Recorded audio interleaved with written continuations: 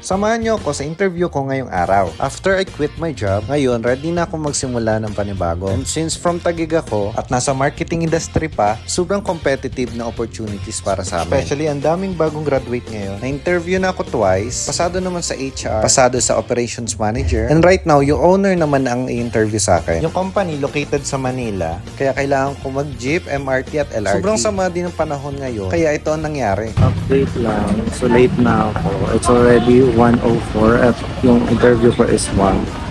Inagahan ko naman yung alas. Let's see kung anong mangyayari.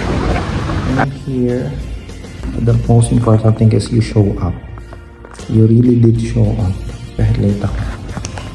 Tingnan natin kung ano mangyayari. Nasa conference na ako. Yung time na to, hindi ako kinakabahan kasi nasanay na ako sa mga question and I really enjoy talking to foreign. Sakto yung boss ay foreigner. Yung mga questions sa akin, it's more like personal question. Kasi hindi lang sa skills sila tumitingin. Kasi gusto rin nila kayong makilala. Confidence, yung pinakang bala nyo sa interview. Though kakabahan kayo, basta maging true to yourself lang. Especially on what you can do and what you cannot do. Make sure na market yourself na talagang matatandaan kanila. In a good way ha. Follow me for part 2 kung ano naging status ng aking application.